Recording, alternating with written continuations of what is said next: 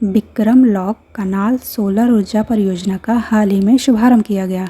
यह परियोजना कहाँ स्थापित की गई है? इसका करेक्ट आंसर है बिहार।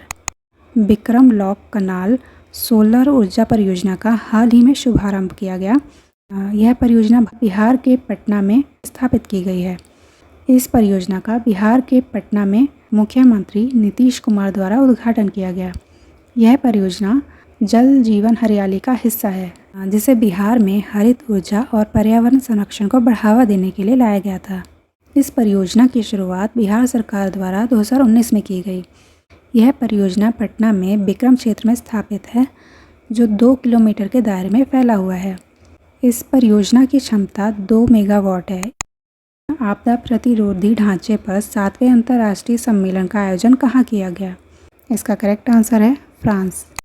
आपदा प्रतिरोधी ढांचे पर 7वें अंतर्राष्ट्रीय सम्मेलन का आयोजन फ्रांस के नीस में जून 2025 में किया गया। इसमें भारत के प्रधानमंत्री ने आभासी रूप से हिस्सा लिया था। इस सम्मेलन का पहली बार आयोजन यूरोप में किया गया और इस सम्मेलन का उद्देश्य है आपदा में सुरक्षित और मजबूत इमारतों को बनाना, साथ ही इस विषय पर देशों के बीच चर्चा करना। यह एक अंतर्राष्ट्रीय सम्मेलन है जो हर साल आयोजित किया जाता है और इसके आयोजक हैं आपदा प्रतिरोधी अवसंरचना के लिए गठबंधन। आईसीसी हॉल ऑफ फेम में शामिल होने वाले 11वें भारतीय क्रिकेटर इनमें से कौन हैं? इसका करेक्ट आंसर है Mahendra Singh Dhoni. Mahendra Singh Dhoni ICC hall of fame में शामिल होने वाले 11वें भारतीय क्रिकेटर हैं और 9वें भारतीय पुरुष खिलाड़ी भी हैं। यह सम्मान उन्हें खेल के प्रति उनके अद्वितीय योगदान के लिए दिया जा रहा है। यह सम्मान लंदन में आयोजित एक भव्य समारोह में प्रदान किया गया। महेंद्र सिंह धोनी ने 2004 में भारत के क्रिकेट जगत से जुड़ने के साथ ही अपनी महत्वपूर्ण छाप छोड़ी है। 2007 में भारत की कप्तानी संभालने के बाद उन्होंने भारत को आईसीसी की 3 प्रमुख ट्रॉफियों में ऐतिहासिक जीत दिलाई। 2007 में हुए T20 विश्व कप में भारत की पहली T20 विश्व कप जीत रही। वहीं 2011 में ओडीआई विश्व कप में भारत को 28 वर्षों बाद जीत हासिल हुई। इसके अलावा 2013 में इन्होंने चैंपियंस ट्रॉफी भी जीती। वे विश्व क्रिकेट के इकलौते ऐसे कप्तान हैं जिन्होंने तीनों प्रमुख आईसीसी ट्रॉफियां जीती हैं और यह रिकॉर्ड आज तक कोई नहीं तोड़ पाया है। यह एक तरह की सूची है जिसमें महत्वपूर्ण खिलाड़ियों के नाम जोड़े जाते हैं। अब तक इस सूची में 11 भारतीय क्रिकेटर जुड़ चुके हैं, जिनमें 9 पुरुष और 2 महिला खिलाड़ी शामिल हैं। भारत ने 2025 के IIHF महिला एशिया कप में कौन सा पदक जीता? इसका करेक्ट आंसर है कांस्य पदक। यह पहली बार है कि जब इस खेल में भारत ने कोई पदक जीता हो। इसके साथ ही इस खेल में फिलीपींस ने गोल्ड और ईरान ने सिल्वर जीता है। इंटरनेशनल आइस हॉकी फेडरेशन यानी IIHF इसकी शुरुआत 1908 में हुई थी और इसका मुख्यालय स्विट्ज़रलैंड में है। IIHF इवेंट के लिए खेल के नियम उत्तरी अमेरिका में हॉकी और नेशनल हॉकी लीग के नियमों से अलग होते हैं और इसके निर्णयों के खिलाफ स्विट्ज़रलैंड के लॉज़ेन में खेल के लिए मध्यस्थता न्यायालय के माध्यम से अपील भी की जा सकती है। भारतीय जीवन बीमा निगम यानी LIC के अंतरिम मुख्य कार्यकारी अधिकारी यानी CEO और प्रबंध निदेशक यानी MD के रूप में किसे नियुक्त किया गया है? इसका करेक्ट आंसर है सतपाल भानु।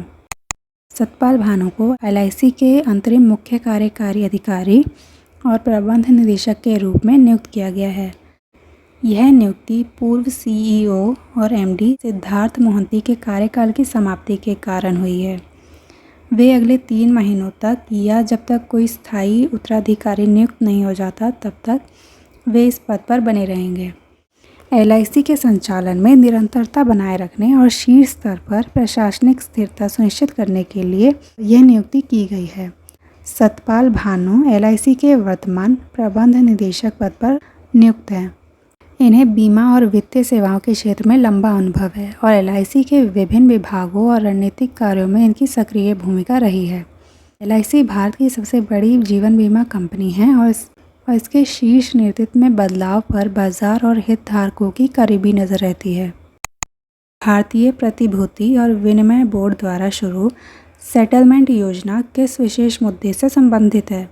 इसका करेक्ट आंसर है अनधिकृत एग्रो ट्रेडिंग। भारतीय प्रतिभूति और विनिमय बोर्ड ने अनियमित एल्गोरिदम ट्रेडिंग प्लेटफॉर्म से जुड़े मामलों का निपटारा करने के लिए यह सेटलमेंट योजना शुरू की है। यह योजना 3 महीने यानी 16 जून से 16 सितंबर 2025 तक खुली रहेगी।